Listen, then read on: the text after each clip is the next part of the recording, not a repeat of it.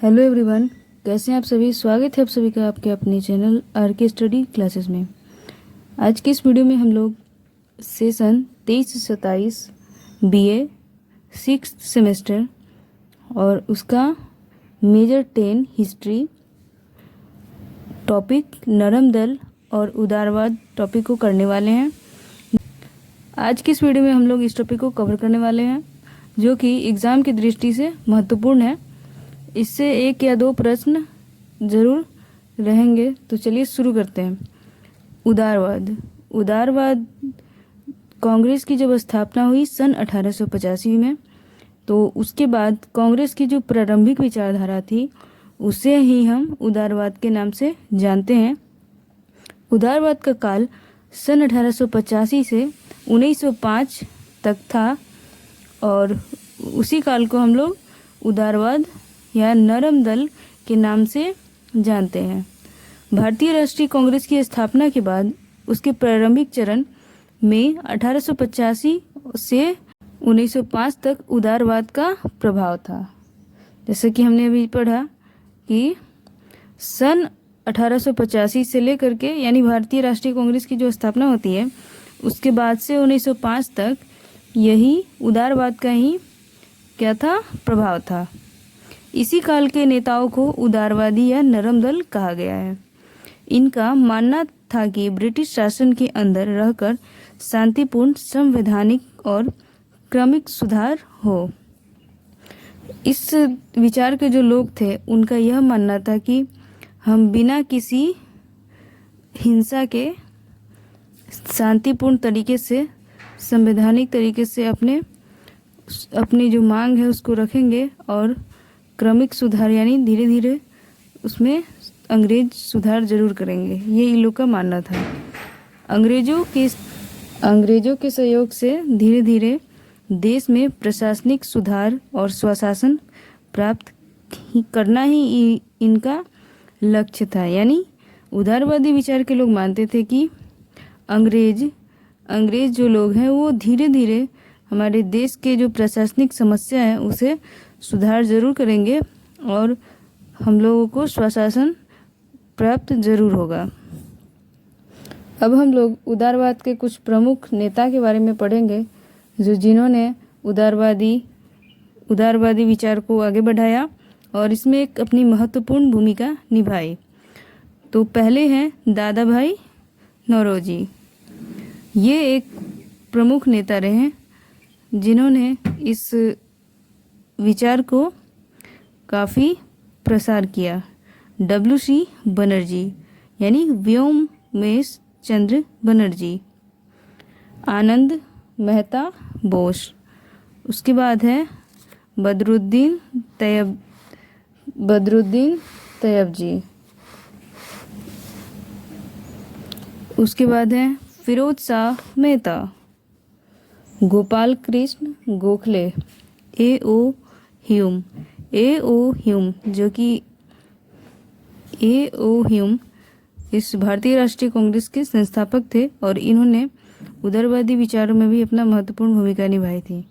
और उसके बाद है मदन मोहन मालवीय। ये सभी नेता उदारवादी विचारधारा के नेता थे और इन्होंने उदारवादी विचार के प्रसार में अपनी एक महत्वपूर्ण भूमिका निभाई थी। अब हम लोग नरम दल की मांगों को पढ़ेंगे। इनका लक्ष्य स्वशासन था, यानी कि नरम दल के जो लोग थे वो लोग स्वशासन चाहते थे, अर्थात ब्रिटिश शासन के अधीन रहते हुए कार्य करना। ये लोग सीधे साधे लोग थे और ये लोग चाहते थे कि हमें स्वशासन चाहिए, इसके लिए क्यों ना हमें ब्रिटिश के अधीन रहकर ही कार्य करना क्यों ना पड़े। और जिनका ब्रिटिश सरकार द्वारा कम से कम विरोध हो, यानी कि नरम दल ऐसे सोचते थे कि हम अपने जो विरोध है इसे कुछ इस प्रकार दिखाएंगे कि अंग्रेज उसका विरोध न कर पाए, यानी संवैधानिक तरीके से और शांतिपूर्ण तरीके से अपनी मांगों को रखेंगे। और तीसरा है केंद्रीय और प्रांतीय विधान परिषद में अधिक से अधिक भारतीयों को शामिल किए जाए तथा अधिकार दिए जाए। और नरम दल के लोग ये भी चाहते थे कि हमें भारतीय शासन जो है उसमें शामिल किया जाए और हमें भी कुछ अधिकार दिए जाए। ये सभी नरम दल के प्रमुख मांग थी। और किसानों के लिए भू राजस्व जो उनसे लिए जाते थे उनमें कमी की जाए। और नरम दल के लोग ये भी मानते थे कि किसानों से जो कर लिए जाते हैं भू राजस्व के तौर पे या नमक कर के तौर पे या किसी भी अन्य प्रकार के कर, उनमें कमी की जाए। तो यही इसकी मांगे हैं। अब हम लोग नरम दल की उपलब्धियां पढ़ेंगे कि नरम दल की क्या उपलब्धियां रही। अब हम लोग नरम दल की उपलब्धियों को पढ़ेंगे। अगर आप नोट्स बनाना चाहते हैं तो एक प्रॉपर नोट्स भी बना सकते हैं ताकि आपकी पढ़ाई अच्छे से हो सके। तो इनकी उपलब्धियां हैं पूरे देश में राष्ट्रवाद की भावना जगाई। उदारवाद ही ऐसा दल रहा जो कि पूरे भारत में राष्ट्रवाद की भावना को जगाई। कई माध्यमों से या ये लोग लेख के माध्यम से भी जागरूक किया करते थे और उसके बाद शांतिपूर्ण भाषण करके, सभा करके और अखबारों के जरिए ये लोग क्या किया करते थे, लोगों को राष्ट्रवाद के प्रति जागरूक किया करते थे। उसके बाद है किसानों पर लगने वाला लगान को कम करने का प्रयास। सिविल परीक्षा जो पहले केवल ब्रिटेन, इंग्लैंड में ही हुआ करते थे, अब इन लोगों ने ऐसा मांग किया कि हमारे भारत देश में भी ऐसे परीक्षाओं का आयोजन होना चाहिए। उसके बाद है देश में भाषण, अभिव्यक्ति और प्रेस की स्वतंत्रता पर आवाज़ उठाई।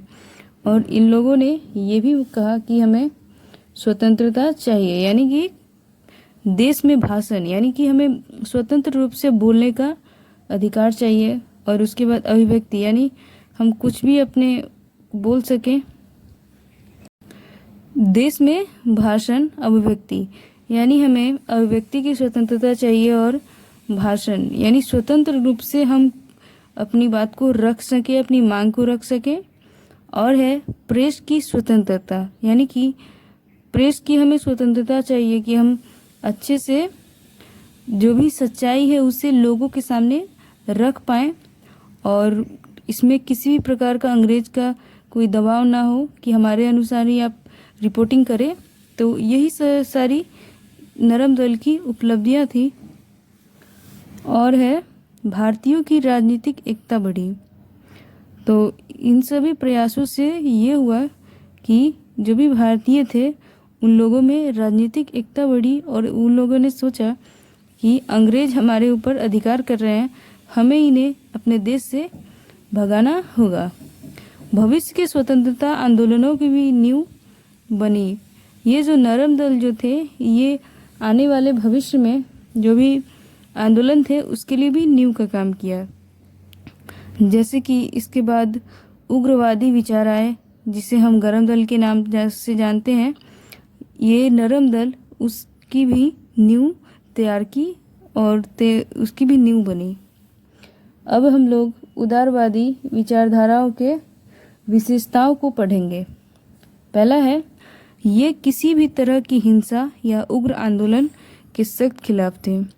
उदारवादी जो भी विचारधारा के लोग थे इन लोगों की ये प्रमुख विशेषता थी कि ये लोग किसी भी प्रकार की हिंसा और उग्र आंदोलन के सख्त खिलाफ थे। और ये लोग किसी भी प्रकार की हिंसा या मारपीट नहीं चाहते थे, शांति से अपनी मांग रखना चाहते थे और रखते थे और शांतिपूर्ण सभाएं किया करते थे लोगों को जागरूक करने के लिए।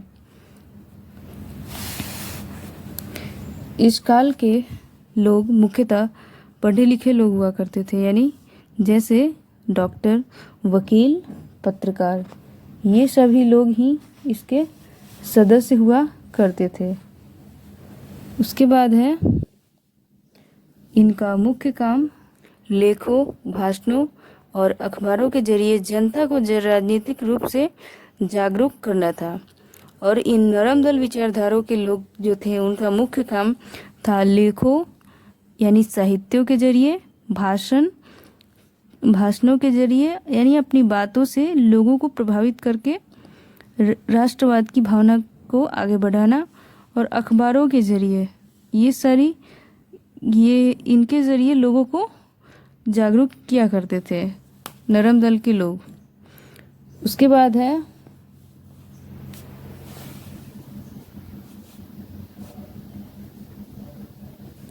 उदारवादी संवैधानिक तरीकों में विश्वास रखते थे। उदारवादी शांतिपूर्ण तरीकों से अपनी मांग को रखते थे और संवैधानिक तरीकों में विश्वास रखते थे, और उसी के कानून के दायरे में रहकर ही वह अपनी बात करते थे या अपनी मांगों को रखते थे सरकार के सामने।